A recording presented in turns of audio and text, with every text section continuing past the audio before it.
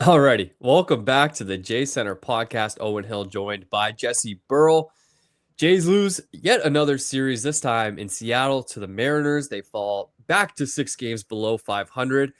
Jesse, uh, man, I don't even know what to say at this point. It's been a long season. I remember early on joking about things we can do other than watch Blue Jays baseball this summer, and I swear, like this probably was when they were losing to the Rockies and the White Sox early in the year, and you're like, haha, like it's funny. They're going to be better than this. Turns out maybe they're not. Yeah, oh, and joke's on us, isn't it here, eh? Like they sure got us, you know. They build up this amazing run of the World Series last year. They go sign Dylan Cease, get Kaz Okamoto, and think, we're going back here, we're never going to lose again. And then just a dud of a season so far. And it's not like the fact they're losing games too, it's how they're losing these games. They just feel so punchless, like they've got no life, like no fight left in them. Take today's game, for example, in game 3, when that 2-run home run made it 3-0. It was over. Like, you know, it's like you had no chance of coming back and winning this game. Like, we just haven't seen this life or this fight from this Toronto Blue Jays team, and we saw a lot of that here in this series. Yeah, man. I think we've seen a lot of that this season. Did this series really surprise you at all? Not really. Seattle's a tough place to hit. We said it on the preview coming in that, yeah, they can't really hit that well, but they have really good pitching. It's a recipe for the Blue Jays not scoring a ton of runs. I didn't think we'd only score in 1 inning in the whole series.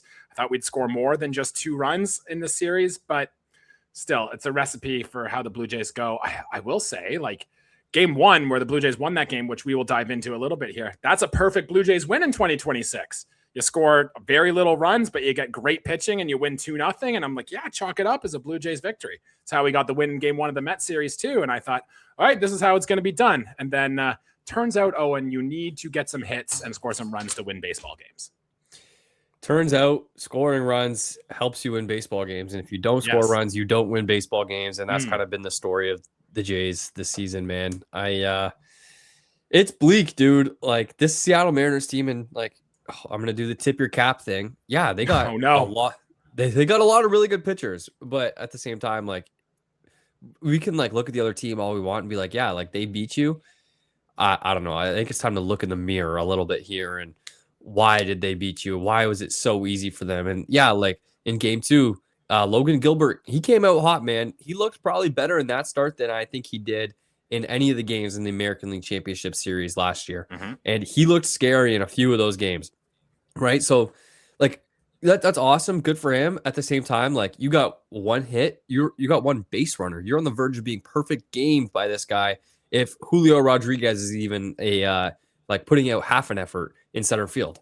Like, that's the type of performance you put up in the second game. And then, obviously, shutout again. Like, you respond to that. You know what? New day. Wake up. You got a chance again. That's the best part about the MLB season, man, is that you play again every day. You have a tough one the night before, flush it, get back at it the next day. And you do the exact same thing, except even more frustrating, honestly. Yeah, the fact he got 1 hit, and it wasn't even Julio Rodriguez in center. He's on the concussion IL. So I think if Julio was in center, he's probably catching that Pinango ball. And then next thing you know, yeah, we're getting no hitter and we're having a very different conversation on this podcast right now. But yeah, it's like, even like the quality at bats, it's not like they were hitting the ball hard and they were finding gloves or the process was there. Jays had 4 balls hit 95 miles per hour or harder in game 1. I think they had 5. That was in game 2. And then they had 5 in game 3. The expected batting average for the team in both those games was hovering between 150 and 200. Like, it's just simply not going to get it done. You're not making good swing decisions. You're not making good contact. For a while here, it was just a few hitters in the lineup, and there were a few other hitters doing some good things. For this series, man, it was everybody up and down the board. Just bad plate appearances all around.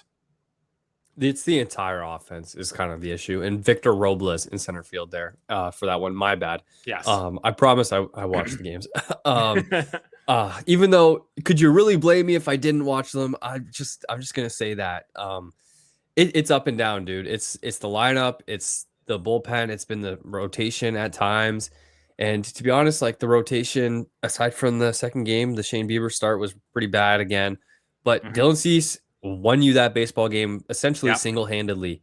And then Trey Savage kept you in it and gave you a chance to win it. in game 3. Like, that's how close you are to a series win if like anybody on the offensive side of the ball could figure it out just a little bit. Yeah, it just needed a big clutch hit here. Like, in game 3, like it was 3 runs late. Mason Fluharty allowed one in the 4th, but in the 9th, sorry. But like the Blue Jays have won games where they've given up 4 runs, right? We saw that against the Mets in the last series. They scored 9 to get that game, to get the getaway game to win that series. The Blue Jays just were not able to get it done here. It's tough. Shutout to Dylan Cease.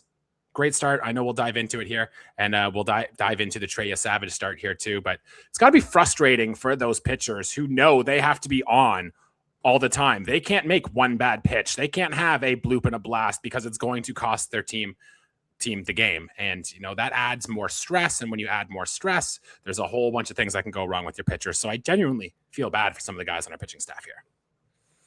Yeah, man. I don't know. It feels like we come on here on the same conversation every time.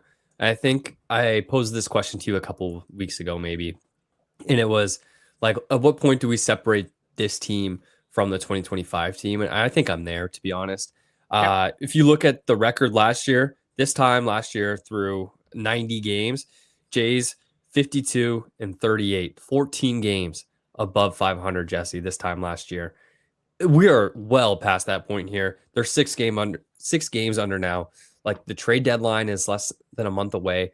Like, we're starting to have these conversations, and like I finally saw it today. I finally saw the first time I saw somebody this season complain about the front office and Ross Atkins and saying they need to be held accountable, even though that's probably a dumb conversation because the offseason was good. The offseason acquisitions have been your best players, no? They have been, and that's what kind of makes things more interesting is that it's not really the moves the front office made. It's about the performance of the people that have been here already. Like Vladimir Guerrero Jr., George Springer have taken big steps back. Dalton Varsho, we are expecting a lot from coming out of the season, has taken a step back. Some of the pitchers as well have not pitched as well as we've seen them pitch in years past. It's like, I agree with you. We're done. We're moving on from this 2026 team, separating it from the 2025 team. They're very different. The identity of the teams are different. The vibes around the teams are very different. This Blue Jays team is completely different. If anything, Owen, it feels more like the 2024 team than it does the 2025. And maybe that 2025 season is the anomaly. And this team we're seeing now is the real Blue Jays team with how they're built, which kills me to say. That's disgusting, man. I don't want to hear any 2025 fluke talk, because if you actually tuned into that baseball team, you would know that the way that they were winning games was not fluky. Like, there may have been some magic, but it wasn't a fluke. Like they figured it out, man. And just watching a team that figured it out, like completely forget it, like just months later, is astounding to me. And not only that, is like based on the guys you added, you should be better. And you're 100% right. You nailed it when you said like it's the guys that carried over from last year. Call it the short off season. Like, obviously we're not going to make an excuse like that, but like they did have shorter off seasons, I guess. I don't know. Higher expectations coming into the year. George Springer another year older, I guess. I don't know, man. I really don't know what the excuse is, but each of them, like almost to a man, have been worse than last year. Yeah, I don't want to say last season was a fluke. What they did was very real. They made very notable changes. They used the bullpen at the right way. They called up the right guy. Trey Savage came and gave him a spark, et cetera. Like, that was all very real. But if you look at like a larger sample size right now, this Toronto Blue Jays team feels more like some of the Blue Jays teams we've seen in the past, which is not ideal. My question here, Owen, is like, we're a month away from the trade deadline now. If we keep seeing this type of Toronto Blue Jays team with our playoff odds falling rapidly, at what point do you look to do what you did at the 2024 trade deadline and move on from some pieces? Like, I can't believe that's a conversation we're going to have here, but that's just the reality of where we are in the season. Well, I think we're there, man. I think it's time to have that conversation. It's like, oh, this isn't going to be the trade deadline preview pod. I know it's supposed to be a Mariners series breakdown, but when this is how you play, this is the podcast you get. Like, it's time for me to say, what can you get for Kevin Gausman? Breaks my heart to say it. What can you get for George Springer? Does anybody want that? Like, I don't know. Would anybody take Andres Jimenez? I'm having these conversations, man. Jeff Hoffman. Like, I know there's a lot of Jays fans who would love to see him traded, but like, you could probably get something for him. I don't know, dude. Like, what do you think? How deep do you think this can go? Yeah, if you're listening to this series recap podcast, you don't need to hear us say about how little hits. Like Owen and I had almost as many runs as the Toronto Blue Jays did this weekend. This is the stuff that you want to hear about the Toronto Blue Jays right now. I'm going to whisper, Owen, the Blue Jays don't really have that ton of really movable assets they can acquire. Like the players they have that are free agents at the end of the year. Yeah, it's Kevin Gausman and George Springer. You could probably find a buyer for two of those. After that, it's Dalton Varsho. Could find a team for that too. But your pitchers, Shane Bieber, dreadful again. We'll touch on him. Max Scherzer, I don't think anyone's really buying some Max Scherzer unless he comes in with to be a coach here. And then you're looking at guys like maybe someone buys Miles Straw, just like we sold Kevin Kiermaier that trade deadline to be a defense and base running guy. Maybe you could sell Jeff Hoffman, has been good lately and the under the hood numbers look great, but still has another year of control on his contract. So if you think you can bounce back in 2027, you might want Jeff Hoffman. Other than that, it's Jimmy Garcia, who hasn't seen Blue Jays field in forever, and Patrick Corbin, who you just moved to the bullpen when you need a starting rotation. Like it's bleak for some of the guys you could move off this roster right now. Okay, so is that kind of where you're drawing the line? Is like you're looking to compete again, kind of do the 2024 thing, look to compete again in 2027 next season, and you're kind of only looking to trade the guys that are that have their contracts up after the season, or would you go further and would you have that conversation about guys who are maybe free agents after 2027 or even 2028? Yeah, I don't think when you sign Vladimir Guerrero Jr. to a 14-year, $500 million contract, you are ever committing to having a rebuild. I don't think Rogers either wants to do with that with all the money they had just made from their big World Series run. I think they would want to make sure they can try to get in there again. And if you want to go that route, Owen, if that's a route you want to look at here, even the guys that are free agents in 2028, it's, well, Jeff Hoffman, like we said, it's Jesus Sanchez. That looks like it. Everybody else is under contract. I guess you have an option on Miles Straw and Yariel Rodriguez, but like that's it. Everyone else is here under term or they're arbitration eligible, unless you want to do like a Will Wagner type move where you move a guy like a Nathan Lucas to clear up a spot in the outfield, or a Davis Schneider who's kind of been up and down, but like you're not getting a ton for any of these players you try to move. So I think your best bet is wait for some of your prospects to come up, hope they can provide a spark, and find some magic with this team that you have right now. Nathan Lucas was kind of a name that I was looking at when I'm kind of mulling this over right now. Just to be honest, you have a lot of left-handed hitting outfielders. Jesus Sanchez is here. He's not going to be that expensive coming off this season in arbitration. Like I think maybe I'd point the finger at Nathan Lucas. And I think, to be honest, I think you're kind of underrating how much you're going to get for Kevin Gausman, especially. I think teams value starting pitching, expiring starting pitching. Like that's a guy that any team can take and make use of, especially a team that expects to be a playoff team, a team that wants to make a deep run. They saw what he did on the biggest stage. They know he's at his best on the biggest stage. I think he is more valuable than you're giving him credit for. At the same time, I think George Springer probably has way less value than any of us think. He, if we're going to talk about the greater sample size than this season, really, really bad over since basically 2023, 2024, figured out somehow for a miracle in 2025. And then again in 2026, just been hard to watch, man. I don't know. Like, would you trade Kazuma Okamoto potentially, like sell high on him? I'm throwing it out there, man. I don't know. We don't need to go too deep on this at this point, but I'm just curious. Yeah. Springer, like your best chance of getting like maybe even like a top 5 prospect from a team is some team looks at him and thinks they know how they can fix him. They know how they can get him back to that 2025 levels. And then maybe you're right with Gausman being the one that could get the biggest return. We traded away Cal Steven for Shane Bieber. I think, that's a top 100 prospect to get Shane Bieber. I'd rather have Kevin Gausman at this season than where Shane Bieber was at this point last year. So you could probably find a way to get a top 100 prospect-ish back for Kevin Gausman. But even still, like, he's got to pitch a little bit better, especially down the stretch. Like he's got to get in and show that dominance is still in there, because 2 of his last 3 starts have been kind of shaky for Kevin Gausman. And if you're a buyer, you're seeing that age, a lot of innings under his belt. Maybe you're worried now. If you're buying him, you're only buying him for half a season. You just need him to be good for 1 playoff run, and maybe that's worth it for a team. But still, I don't know if your package is going to be as good as you think it should be for a guy who has been as good and dominant as Kevin Gausman. Yeah, I think we did too much on it, and I knew we were going to do this, and I wanted to hold us back from it. But once that you start rolling that stone, it is a hard one to stop, man. It's kind of a snowball effect, and we start having that conversation. And again, when this is the type of baseball you play and you fall 6 games below 500 on July 6th, Jesse and I are having this conversation.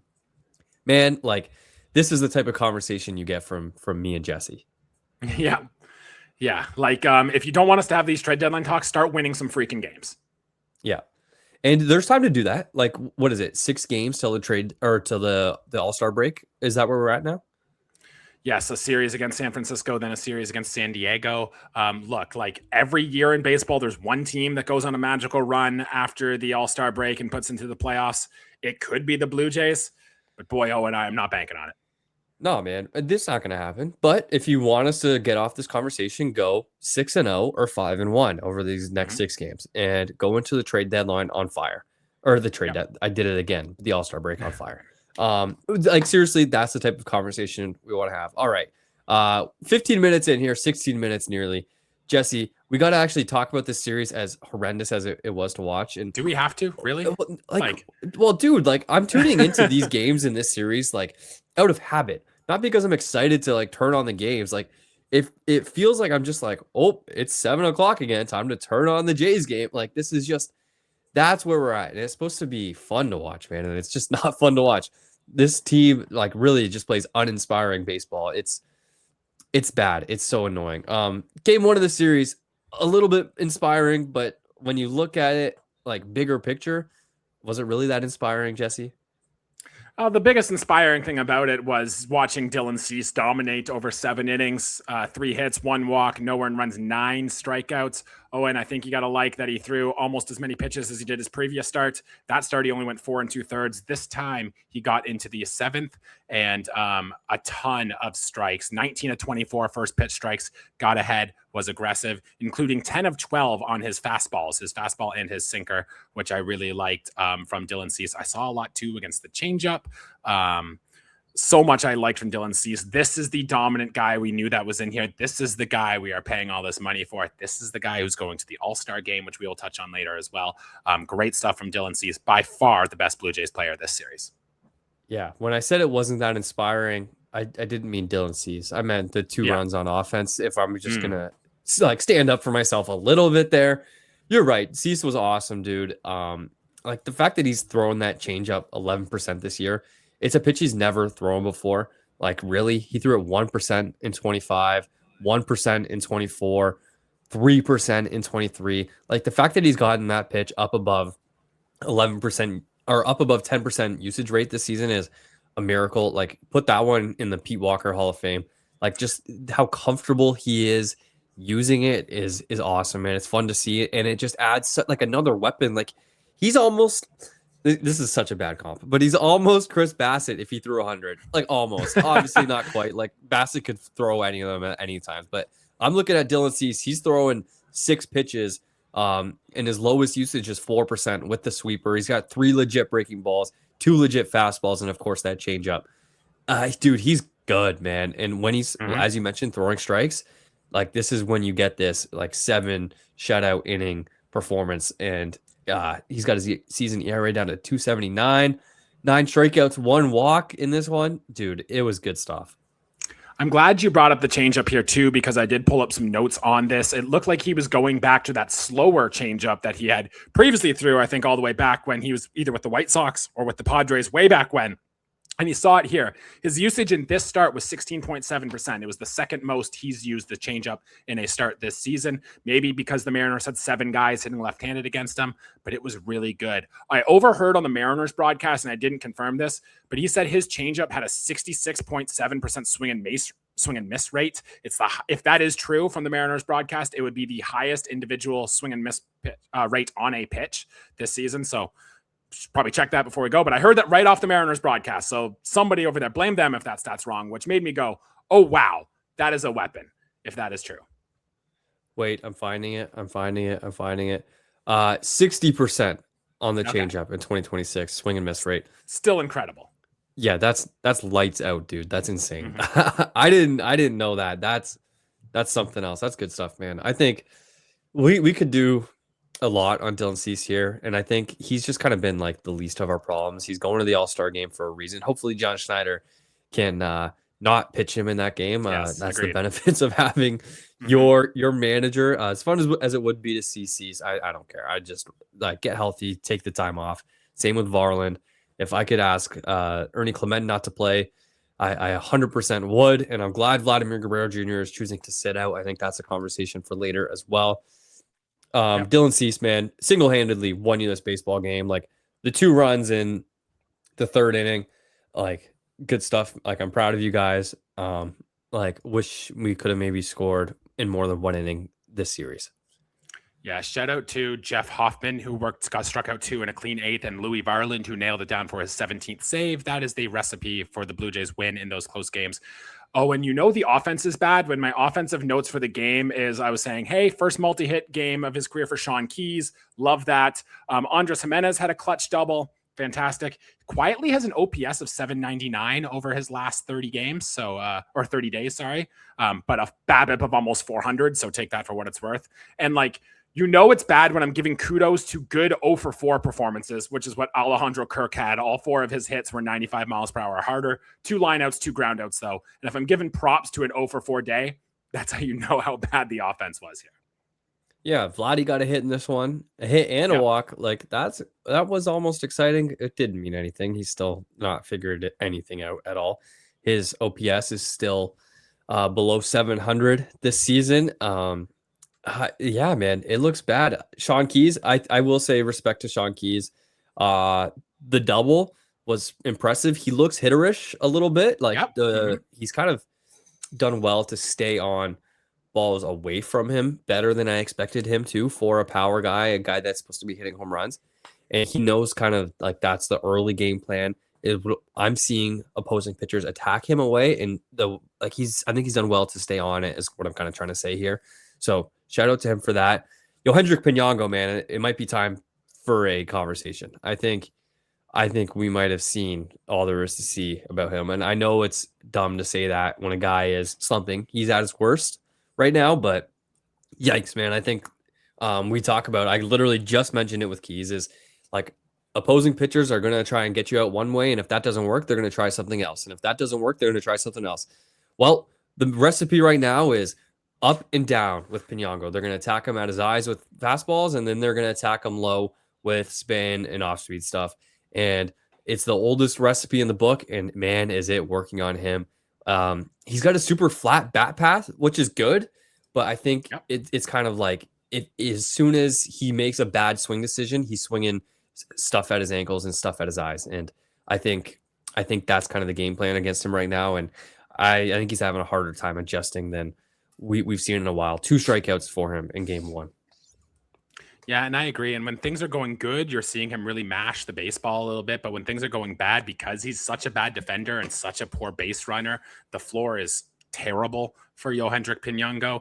I will say too, Owen, he has started each of the last 8 games. Like he got called up on the 27th. He started every single game, including the one time they had a left-handed starter on the mound. So what do you take from that Hendrik Pinango has been in the lineup every single day since his recall? Well, I like it better if we weren't asking this much of him, to be honest. We talk about like the difference between this year's team and last year's team. Last year's team, we would never have seen this. And yeah, it's because Barger's been down basically this entire season. And that hurts, man. I think Barger was a really big piece. This is the guy that hit cleanup on opening day. This guy was supposed to be the cleanup hitter. I get that. And you're asking a lot from your left-handed outfielders because Jesus Sanchez really hasn't been all that we hoped he would be. And Dalton Varsho has been honestly taking a massive step back. And I think that's kind of the recipe for getting him in there every day, man. Unfortunately, you're facing a lot of righties right now, and he gives you a chance. At least he's supposed to, at least. Yeah, I agree. I mean, I'm almost getting to the point now where it might be worth just getting Miles Straw out there, even if against righties. I know you lose the platoon advantage or the option to bring him off the bench or whatnot, but just for the defense and speed alone, at least you're getting something out there in the outfield right now. And when Pinango and guys like Sanchez are giving you very little with the bat, their values tank. And, the Blue Jays just need something. We need to raise their floor. And I wonder if that might be something that the Blue Jays should look to do a little bit more here as the road trip continues. Yeah, dude, whatever. We're having Miles Straw versus Hendrik Pinango conversation. Yes. That's why you're 6 games below 500. Unfortunately, yes, it's agreed. that's where we're at, man. And I think there's a lot more positivity from Jesse and I after this break. We're going to get to the second 2 games of the series. And spoiler alert, as positive as we were about their 2-0 win in game 1, it's going to get a whole lot darker when we talk about the 11-0 loss and then shutout again in the finale. We'll talk to you in a second.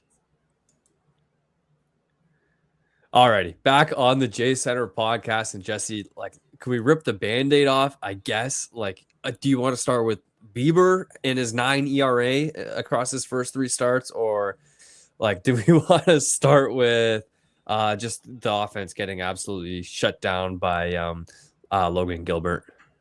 Well, you thought my notes for the last game were bad. On the offense, they're even worse for this one. I wrote 1 sentence and I wrote just no. I wrote Pinyango flare and 4 hard hit balls and just no. So that's it. That's all I have on the offense. My highlight for game 2 was Miles Straw's pitching appearance. And I have some stats you're not going to like about that, but I can save that for the end of this game. That's how much of a dread and a dull this game was from a Blue Jays perspective. Yeah, dude, it was a miracle that Bieber got through 4, I would say, after that 5-run second inning. And then, obviously the grand slam to Rosarena, because of course. And then, he couldn't even really keep you in the game after that.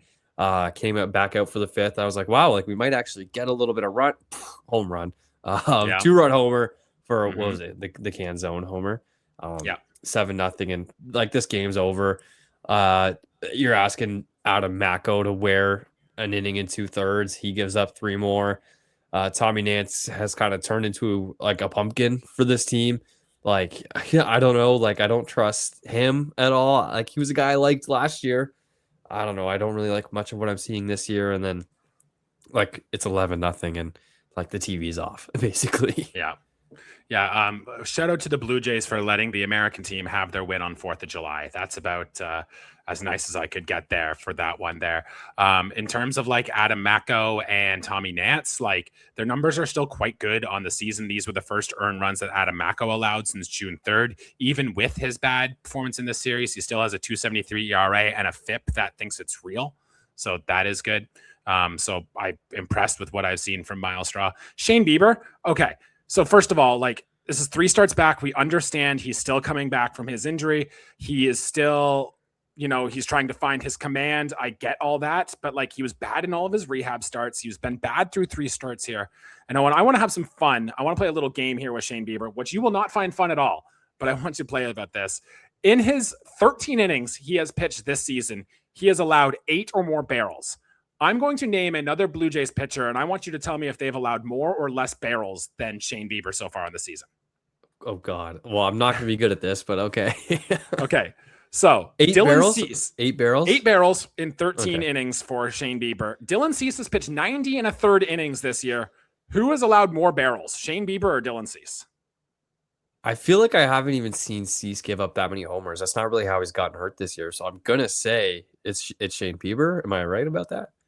It's a trick question. They're tied. They both allowed 8 barrels. A lot of that, Dylan Cease had that one start in the Bronx where I think he allowed 4 barrels. And a lot of that damage was coming from that one. But there's that.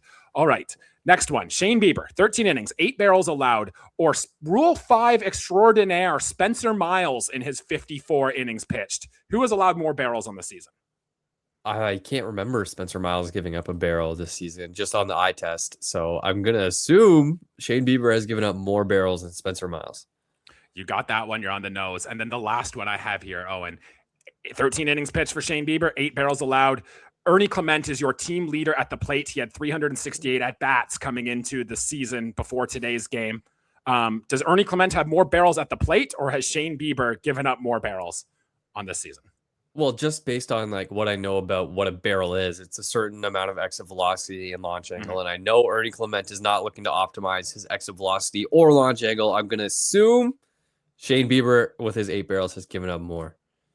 Yeah, 368 at-bats is a hell of a lot of at-bats, but you are right. He's only got 7. Shane Bieber has 8. But both those numbers are bad, Owen, and that's the point I'm trying to stumble across here. Just a lot of hard contact against Shane Bieber. Too many walks as well. Do you have any faith at all he can figure this out going forward? I'm actually going to err on the positive side just a little bit here. And I can do the negative side just as easily as I can make this take that I'm about to get off. Okay. So don't be easy on me when I say this. He's a command guy. The stuff is right in line with where it's always been. Sometimes when you're coming back from injury, the command is the last thing to come back. He's done all this work to rehab and get back into shape and get his physicals right. Sometimes when you work super hard and your body goes through some changes, like it definitely has when you finally get the chance to throw and work out again and get back to where you were physically. Sometimes the finer actions, the finer motor skills, not that throwing is a fine motor skill, but like the details of that sometimes come last. They take a little bit longer. And unfortunately, I know last time we talked about Bieber, I said it was me that was like, there's no more runway for this. Unfortunately, he's going to get to pitch until the trade deadline, essentially. And hopefully he has a few good ones between now and then. So you can show another team that and like be like, hey, like we can flip this. Unfortunate that that's the conversation we're having. But I think the command is kind of like obviously the last thing for him to come back at this point. And I still have faith that it will at some point soon. Yeah, I want to believe in that as well for a guy who's as smart and has like such a good repertoire for pitching as Shane Bieber does. But like, boy, this is like worse than what we saw Max Scherzer go on the mound with this year. Like we're getting into like Brendan Little territory of awful on the mound through 3 starts for Shane Bieber. I would bet that it will get better from here. But boy, if we're not going to be able to trade him at the trade deadline and we just let him go out every 5 days through the last half of this season and then we lose him in free agency anyway, like it's going to be a tough look, big picture wise, if this is what Shane Bieber is. But you've got him. You'll use him. He gives you a better chance than, say, Lazaro Estrada right now. I mean, maybe. I don't even know if that's true. But, like, you got to buy in the upside. And we know Shane Bieber has the upside. So you're looking for any ways to maximize that right now. And hoping Shane Bieber clicks is one of the ways you can get there. Yeah, man. Anytime you're down 5 after 2 innings, like it's essentially for this team, for this Blue Jays team, it's an unwinnable baseball game. And for any team, It's a really, really hard baseball game to win. And like, that's why you put your starting pitchers. They're supposed to be your 5 best overall pitchers. Are supposed to be your starting pitchers. And like, that's why you pitch them first. So you can give yourself a chance. And he has not been given the Jays a chance. It's really, really disappointing. Yes, I agree. My pitching standout from this game, as I teased off the top, was Miles Straw. And he was floating in some 39-mile-per-hour fastballs, and then would mix it up, throwing a 62-mile-per-hour fastball in there. He has now thrown, Owen, 2 1/3 scoreless innings on the mound. His FIP is 4.39. Owen, that's better than Patrick Corbin's FIP on the year, and only slightly worse than like Treya Savage and Braden Fisher. I'm not saying we should put Miles Straw into the bullpen piece. I'm absolutely not. But I thought, hey, Miles Straw, doing it on the mound. You love your fun with small sample sizes. I do, man. So fun. Oh my God. Yeah. It's not fun. I don't care. I don't care about Miles Straw's FIP. I wish he didn't have a FIP. If I'm Me honest. Too. Yes, so do I. If Miles Straw's pitching, things have taken a turn for the worst, and that's exactly what happened in this game. All righty. The final game of this series, Sunday afternoon, evening, a little 5 o'clock Eastern start for us. A little bit of a weird one on the West Coast. Do you want to break it down? Like, I'm getting like frustrated with this. Emerson Hancock, like, I know he's been really good this year. He's got a 3.23 ERA on the season, but like, you let him go 7 unscathed, dude. And then I guess that's pretty much it. Like, that's the story of this baseball game. Yeah. Offense did not get going. At least in this game, we had 5 hard hit balls instead of the 4, but one of them came in the 9th inning off Munoz. So it's like we were basically on the same track. The Blue Jays actually had a higher expected batting average than the Mariners in this series. The only problem is a walk and a home run was the difference in the game. The Blue Jays did not do any of that. The only thing I really had on the offensive side of the ball here was like good to see Vlad rip a double. I like to see that. He hit it hard, 115 miles per hour off the bat. That was good to see. But then I look at like more deeper stuff. He saw 3 sliders in this game, and every single slider that was out of the zone, he swung and missed at. So it's like, well, this is like more of the same for Vladimir Guerrero Jr. So do with that what you will. Yeah, it's one thing like for Vlad. Oh, we're doing Vlad again. We do it every episode. It's so annoying. True, I'm sure they're sick of it by now. But it's one thing that his his physical is cooked. Like, I get it, dude. Like, you're in pain and you're fighting through it. Like, he's talking about the back when he's mentioning why he's sitting out of the All-Star game. Like, it's clearly an excuse for him right now. That's fine. Like, I can accept that. I can live with that, but the approach is just completely cooked. Yeah. And that's so frustrating because it seems fixable, right? I wonder if, and I had this thought over the weekend that, like, we have heard reports about Vladimir Guerrero Jr. going into the cage and taking 300 swings. And, like, you know what happens when you get into the cage is you learn to swing at every single pitch. So I think what's happening is Vlad is getting out on that mound there and he's thinking, because this is all I do, my muscle memory in the cage says I should swing at everything coming at me. He's taking that into his approach in the games and he starts swinging more at every pitch. I know it's not every pitch, but it seems like a lot higher than what it has in the past. And it's leading him to have more chase, more pitches out of the zone. I really do think, and I really want for Vlad, who's taking the All-Star week off per se, do not touch a bat. Like, don't swing at all. Take a huge mental reset, get into game shape, and then get ready for the second half and just pick up the bat and go again. See ball, hit ball. Oh, and sometimes it's just that simple. And that's what I want for Vlad coming out of the All-Star break. Yeah, he's swinging 5% more in 2026 than he was in 2025.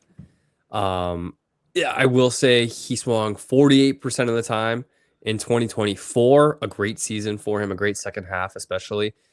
He's swinging 47.8% of the time in 2026. So it is right in line. Like, if I break it down by pitch group, I mean, like, it is up on everything. He's swinging at breaking balls 54% of the time. It was 47% of the time in 2025. So that's a big jump. That's a jump of like 7%. That is a pretty big jump. I'll admit that. And it is up on everything, but maybe there is something to that, the teaching him to swing on everything. At the same time, I think it's just it's a choice to swing. Like, that's what's frustrating. It's not a choice for your back to be hurting. It's a choice for the approach you go up to the plate with, what you're trying to hit, what your idea is, what your plan is. And I think he's made bad choices on all of that pretty much all season. Yep, and I think it showed more of in this series. Even though we did have a couple good hits in this series, we saw more of it. I will say too, Owen, now his OBP and slugging percentage with that double have now evened out. So he's not running a higher OBP than slugging percentage anymore. They are exactly 346. I think that was coming into the game today. So his double today might have shot that up a little bit. So there's that. You know, they throw parades for that, eh? Yeah, it's, well, like, honestly, like, we're looking for small victories here. Honestly, let's get the confetti out. Like, let's sound the horn and whatnot for what Vladimir Guerrero Jr. does, because we're looking for small victories, and there's one. If you're looking, I've seen enough, man. Shut down Young Street. Let's do it. I agree, honestly. Get all the people who are still want to party about the World Cup. We'll give them this as their reason, and we can shut Toronto down. Maybe that's something else we can do this summer instead of watching Blue Jays baseball. Oh man, the list is open. We're getting to it this episode, just so you know. Did you have anything else from this game? Trey Savage apparently had a bit of a delay. He was told the wrong anthem time or something like that. The Mariners people are not taking any wrongdoing for this. Said it got to him a little bit. I thought Trey Savage, I didn't really get to watch every pitch, but from scouting the stat line here, 7 Ks is good. Third time through the order, he went through the same pitch mix that he went through in his last start that was so dominant. John Schneider said he was battling like his command and control a little bit, battling some hard contact. I didn't see anything too concerning from Trey Savage. This seemed like a typical Savage start for me. But that's all I had from the starting pitching there. Yeah, the Trey Savage complaining about the starting pitching time and John Schneider like kind of enabling that excuse. Kind of something I don't really like. I don't know. Trey Savage said after the game that he wasn't going to say that it affected him, but start time at the time should be followed. Oh, that's a weird quote, but yeah, like he's basically saying, I'm not going to make an excuse, but thanks for making it for me. Kind of annoying. Like, I don't, dude, come on, man. Like, I get loser mentality. It is loser mentality. And we're finding things to complain about here. That's what me and you are doing on this episode, Jesse. Mm-hmm. I hate to say it, but like, that's what we're doing. And that is unfortunately loser mentality. I feel like we can be a little bit mentally tougher than that, Trey. I agree. And, when things aren't going well, you start looking for excuses and whatnot. Maybe Trey Savage is just as frustrated with what the team is doing, and who could blame them? But, you can't go out there and you can't rip on Vladimir Guerrero Jr. So maybe you go out and you look for something like this first to try to do something. Who knows? And also, like, to talk about that after your first 2 innings, you would think the first inning would be where that kind of hurts you. The first 2 innings, you were fine. You got through scoreless. Yeah. So Right. I don't know what we're talking about here. Yeah, I don't either. It's this is something just odd and weird that I think doesn't have much to it as well. I saw that Mason Fluharty. I wanted to bring him up again here. Allowed an earned run again in this one. Back-to-back appearances now with Mason Fluharty allowing an earned run. Is maybe the workload starting to catch up to him, or was he always just going to have a stretch where he allowed some runs? I think like he was your second lefty last year for a reason. He was a guy that really wasn't all that trusted, and you're asking too much of him. I think you asked too much of him in the World Series probably last year when Brendan Little became unpitchable, and like you are sorely missing a number 1 lefty in that bullpen. Yeah, and Mason Fluharty has been good on the year, so like I do want to give him credit for that. But John Schneider has been milking it for what it's worth. So hard to really knock Flu there. I feel like he's just doing what he can. But yeah, he's a major league pitcher. But yeah, he shouldn't be maybe necessarily relied on as the number 1 left-handed option in this bullpen right now. No, man. Well, he has to be though. There's literally nobody else unless like you're really hungry for more Adam Macko innings, which I personally am not. Yeah, there was a prospect name I had circled who was a left-handed reliever that I thought maybe the Blue Jays should look up to later in the year. I'll find it a little bit here later, but yeah, like it's tough, dude. You're talking about Ricky Tiedemann? I'm not talking about Ricky Tiedemann, actually. He's injured again, by the way. Yeah. Yes. So was he's an outfielder. I'll find the name and I'll bring it up here when I find it. But like, that's how far down though the depth chart I got to go to find a good left-handed reliever that can come out here. I can do something for this team. Yeah, there's not one. It doesn't exist on this roster. If we were going to do the buying conversation and you can actually do that 5-1, 6-0 thing that we were talking about earlier, like that's kind of number 1 on my shopping list, maybe is left-handed reliever.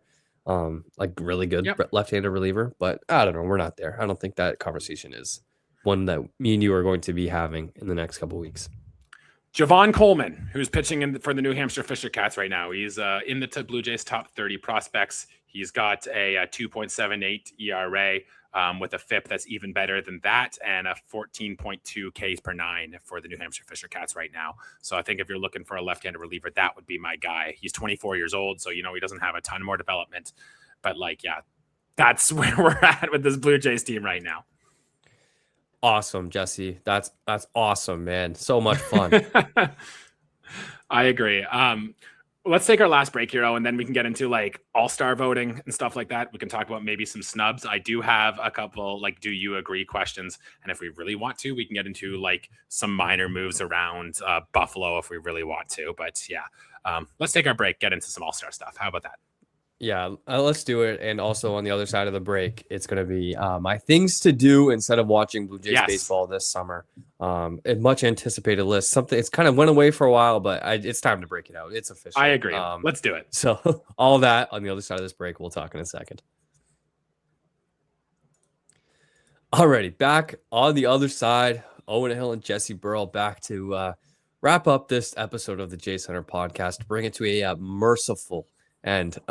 Jesse, what do you have for me here, my man? Where do you want to start? Yeah, all-star voting was announced. We already mentioned sprinkles of who the all-stars were earlier in the season, but we got to give their players their due. Shout out to Ernie Clement, who we already knew was going to be the starting second baseman at the all-star game due to the fan vote.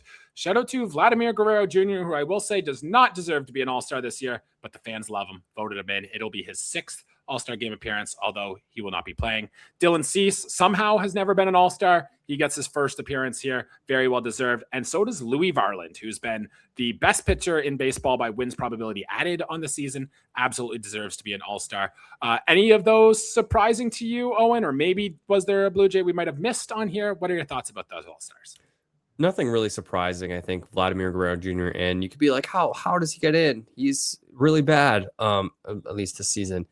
It's because he's name value. He was awesome in October. Yeah. He did it on the biggest stage. Same reason Ernie Clement got in, like really turned himself into a household name. I think, nothing really surprising. I don't really think the Jays have any snubs. Do you? Kazuma Okamoto was the one name I thought probably should have been up there. He's the Blue Jays' best hitter. I understand at third base, Junior Caminero has been hitting the lights out. I still think there's a real world where Kaz gets in there injury replacement, someone drops out or something. But I was honestly surprised to not see his name on the list.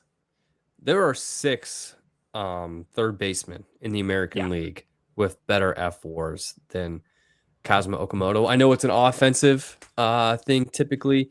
And where is he? Oh my God. This is minimum 5 plate period. Maybe we can do this qualified. Among qualified hitters, there are 5 with better weighted runs created pluses than Kazuma Okamoto. I think that's a nice take, Jesse. I think there's just no way you could have justified him being in, especially with the record of the team being where it is. Right. And every team needs a representative too. So Miguel Vargas kind of needed to get in there. I guess the White Sox, I think he is the lone White Sox representative on the All-Star game. So that might have had something to do with it here as well. So there is that. But I do think there is a chance Kaz gets in. Based on merit alone, I do think there is a very real record. Maybe we'll see him in the home run derby. Who knows? From Kazuma Okamoto. But I wouldn't be surprised if he does get in there eventually if some player does drop out. But how would you justify him getting in over like Kevin McGonigal even? Like Kevin McGonigal's in. He's already in. He is in.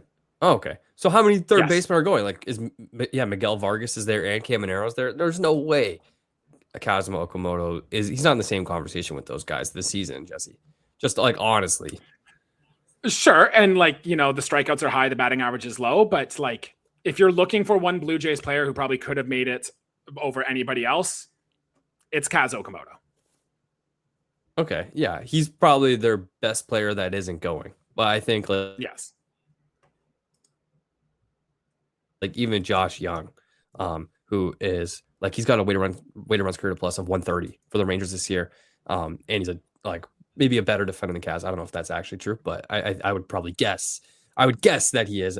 Check me if I'm wrong there, but I don't know, man. I want to be the homer as much as you do. I think maybe eventually down the line for Kaz, if he gets off to a really hot first half at some point in the next couple of years, but I don't know. Not this year. I don't see it. Yeah, I think it's just because vibes are down all around for the Blue Jays right now. We can kind of keep them down a little bit on this All-Star voting too. Hey, Kaz needs a rest just as much as anyone else, so I'm not exactly upset to see him not going to the All-Star game. I'm sure he'll get there eventually as well. Just while we're on the topic of it, before we move on, 6 All-Star appearances for Vladimir Guerrero Jr. He ties Roy Halladay and Jose Bautista for the second most All-Star appearances as a Blue Jay, one behind Dave Stieb. So congrats to Vladdy for putting his name up there on that list. Yeah, he should shatter that, I think, over the next 14 years. God, we hope so. But if he keeps hitting like he has this season, then he won't. But he should shatter it. Question for you. Do you know how many first basemen in just the American League alone have better F4s than Vladimir Guerrero Jr.? Well, I know Vlad has a WRC plus of 96, so I know that's below league average. So do the math. There's 15 teams in the American League. I'm going to go 8. Yeah, there's 10 first basemen with better F4s than Vladimir Guerrero Jr. in the American League alone. I think that sums up this season. Yeah, I agree. I do want to give a shout out to our managing editor here at Jays Center, Leo Morgenstern, who bold prediction at the start of the year predicted that the Blue Jays would have 2 first-time All-Stars. He said Dylan Cease was always the most likely one, but did give a shout out to guys like Dalton Varsho, Kaz Okamoto, Kobe Ponce, and did mention Louis Varland as a dark horse candidate. So shout out to Leo. Guy knows his stuff. Yeah, Leo's good, man. He's one of the best. Read his work. He's I think he makes us all better there at Jays Center. Yes, I agree. All right. Did you want to start hammering off this list of things we can do this summer instead of watching Blue Jays baseball, or do you want me to hit you with do you agree based on some of the stuff in this series? No, let's do the do you agree. I think I want to save mine. Selfish. Okay. So I have 3 and they're very related to this series. First one, Cal Raleigh hit a big home run off Tommy Nance. He's been struggling on the season, but a friendly reminder that Cal Raleigh just owns the Blue Jays. If you include the postseason, he has hit 16 home runs against us. Where does he rank among your opponents that just dominate against the Blue Jays? It's a tough question. Maybe just the playoff series and getting to see him so up close. Terrifying. Honestly, that entire 7 games, every time he came up to bat, when Jeff Hoffman struck out Julio with 2 out in the 9th inning, to send you to the World Series and leave Cal Raleigh on deck. Like just an absolute breath of fresh air, just like the biggest relief, honestly, I've ever felt, because like the prospect of him having a chance to hit a lead-taking 2-run homer in the 9th inning of the American League Championship Series in Game 7 was terrifying. And I think for that alone, it's hard to come up with guys other than like really, really, really good players like Aaron Judge, like Yordan Alvarez, like even like if I go back to like when I was a kid, like David Ortiz, these are the type of names that he's up there with, to be honest, for me. Out of like the just like regular guys, and I know we didn't have a regular season last year, he's right up there. Yeah, he's like, there are some guys who are just like league average baseball players, but like tend to go off when they face the Blue Jays. Ryan Mountcastle was this for a long time. Mm-hmm. Kobe Mayo of the Orioles is quietly becoming that guy now too. He just seems to rake against us. And then Adam Frazier was like never a good hitter, but just suddenly turns it on against the Blue Jays. So Cal Raleigh, I find he turns it up against us. My next one, we saw Randy Arozarena in Game 1 of this series challenge twice in the first inning, losing both of the Mariners' challenges in Game 1. At what point do you think he is just being selfish and is not a good team baseball move? I don't think it's a selfish thing. I think the first challenge was not a good team baseball move with nobody out in, was it the second inning you said? I think it was the first inning. In the first inning, yeah. So like that, it's not a good, or nobody on base in like multiple outs, I think like 2 outs or 1 out, like bad from the start. And then the fact that he did it twice on a pitch that also the entire ball was in the zone, just funny to me, honestly. Dylan C's just that nasty. He's fooling Arozarena twice with the same pitch. That was my main takeaway from that. I love that. And this was the Blue Jays' first time in Seattle since the ALCS. Owen, do you have a favorite memory of one of the games in Seattle from the Blue Jays over there when they were there from last postseason?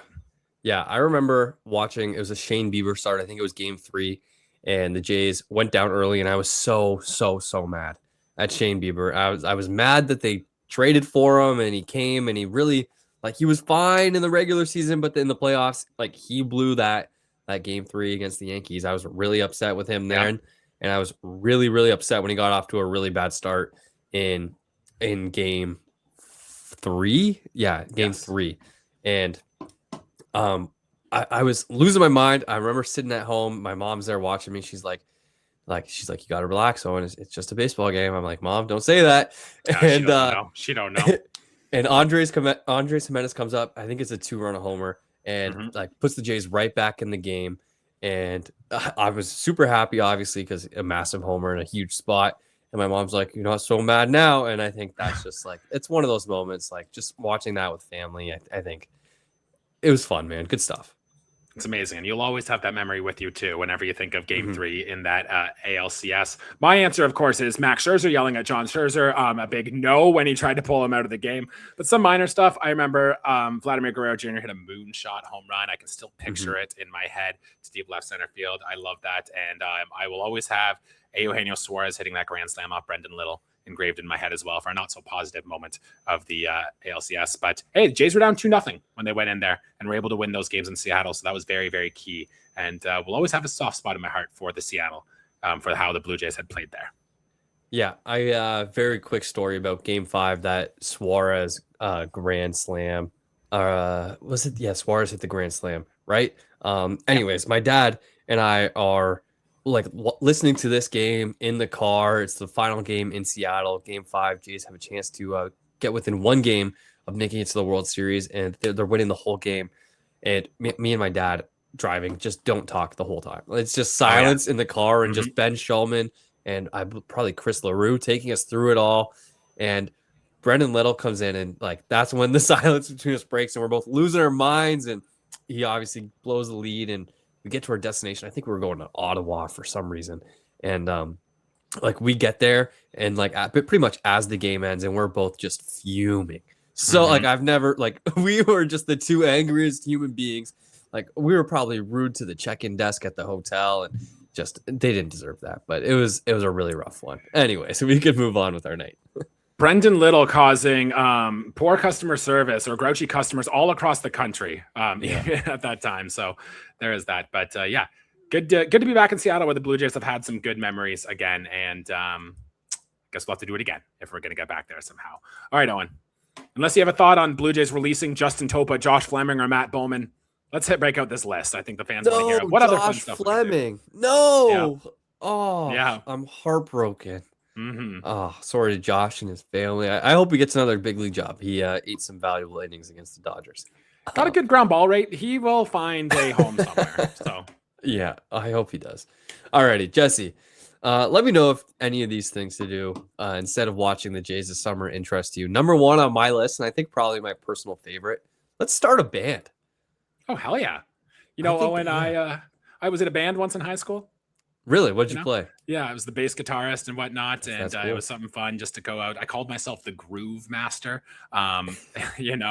We just played a couple gigs around the local area, played at our local high school, had a good time with that, but it never really got anywhere. Some of my bandmates are still trying to do it to this day, but yeah. So I'm in. We can start that band. What would we call it? Oh, don't put me on the spot. The Jay Center Podcast, the band. I don't know. We could do that. Fantastic. We can sell records, buddy. I'm into it. Let's do it. Alrighty. Number two on my list. This one's maybe a little bit less fun. I think we should take care of an ant farm. Okay, cool. I like it. We can watch the ants run around in circles and whatnot. They probably move faster than half this Blue Jays team running around the bases. So, that could be fun. I can get into that. Yeah. No, I think I like that a lot, man. It's like those flat, like glass things, and they like dig the tunnels in the sand. I think that's cool. It's just not something I've heard a lot about since I was a kid. Next on the list, metal detecting. I think it'd be fun for us to get metal detectors. Hit the beach is mostly the appeal of this one. Lots of time in the sun and the sand. We'd obviously be wearing lots of sunscreen for this, and hey, of course, maybe we'd find something valuable. Rumor has it that Babe Ruth hit his first big league home run in organized baseball into Lake Ontario while playing in the area. So rumor has it, maybe we could find that baseball. That could be something we could do.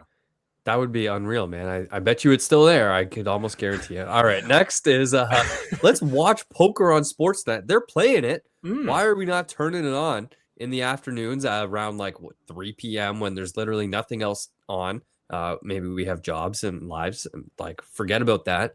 Let's get really good at watching poker. Yeah, man. Honestly, the drama of not knowing what card someone has and the camera doesn't pick it up. So you're going blind as the audience member, trying to figure out what's going on here. Owen, I work at a casino. Poker's very big. We are all about the poker. We have that 3 p.m. poker on Sportsnet on our TVs at that office. So I'm already in, man. I got this. Maybe we can turn this to a half Jay Center, half poker podcast. Could talk about pot odds and chip betting. I'm in. Let's do this. Dude, I'm starting from scratch with this. So I honestly, something new could be very fun for me. I think as much baseball knowledge and Blue Jays knowledge as I have, I can squeeze a little bit of poker knowledge in there. And honestly, I could forget all about the Jays stuff based on the way this season's gone. Just like it feels like Vladimir Guerrero Jr. is guessing on where the pitch is going to be over the plate, you can guess at what your opponent's hands too in poker. They're very similar, Owen. Alrighty, I got a couple more. This one might be a harder sell. Do you know what hobby horsing is? I know what hobbies are and I know what horses are. Okay, so hobby horsing. This one's dumb. It's I love it. The horses on a stick. It's got the cloth horse head. It's like a stuffed animal. And it's basically on a broomstick, and kids ride it around. It's like a game. It's like that, except you're doing it in a competition. You're pretending to jump over. Well, I guess you're actually jumping over stuff. And you're basically doing a horse show on your hobby horse, your broomstick with a horse head on it. Is it sad that that's something I could see Davis Schneider doing? Man, he's got a lot of time in AAA. So. Yeah, sure. Oh God, no. Okay, we're better than this. We're losing viewers by the second here, man. It's a rough go, but hey, this is where we're at. I love it. Hit me with one more if you got it. One more, alrighty. Avengers Doomsday is coming out in I think December or something like that. We need to watch the entire Marvel Cinematic Universe in order, get up to date, prepare for that movie. It's the Super Bowl of movies. I think Avengers movies. Haven't been seen an Avengers movie since what was the last one that came out in 2019 or something like that. It's going to be a big event, and I think I want to know exactly what's going on in that movie. I think we can watch the entire MCU in order. Owen, I love the ambition there. I'm going to leave that one to you to get there.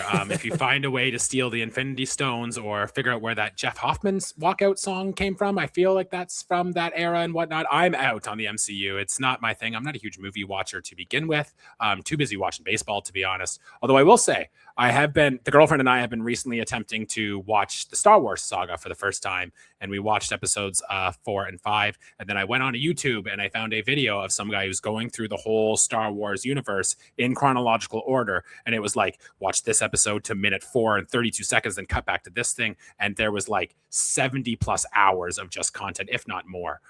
So you can do that for the Marvel Cinematic Universe. I'll do it for Star Wars. We'll reconvene here and we'll catch up and we'll share each other about what we learned. I love that. I think there's like 72 baseball games left times 3 hours. I think we got time, man. I think we could definitely make that work if we're choosing to not watch Blue Jays baseball games. I'd love to do that. I'd love to share with plans about how the Death Star was built and everything like that. And we can get on there and we can analyze that. Man, that'll be a good time. Alrighty, Jesse, let me take us home here. All right. Yeah, Owen, I hope we never have to bring up these conversations again and that we have something much more positive coming out of the San Francisco series. Take us away. Alrighty. So San Francisco next. We're going to have. We didn't even do the series preview. Do we even? Doesn't care? matter, man. Yeah. Well, let me just say the pitchers. Let me just read the pitchers out for us, and then I'll take us home. So Kevin Gausman against Landon Rope. Spencer Miles gonna get the bulk innings. I doubt he makes a start, but against Trevor McDonald. Dylan Cease against Logan Webb. So, of course, you get their guy. Tigers down bad. 37 and 51 on the season. Yikes. So, similar to like the Red Sox series, you thought you had it bad. This team probably has it worse. If you enjoyed this episode of the J Center podcast, please give us a like, comment, give us 5 stars. Check out J Center, read all the good articles on there. Check out the videos. Find Jesse and I on social media. And Jesse, of course, thank you so much for joining me. No problem. We get to see Blue Jays legends Robbie Ray and Matt Chapman in this series. Good to catch up with some old friends, but glad to be here, Owen. Let's, just like the Blue Jays, I think you and I can have a little bit better of a show next time too. So doing our thing. Look forward to that. Absolutely, my man. Thank you so much. We'll talk soon.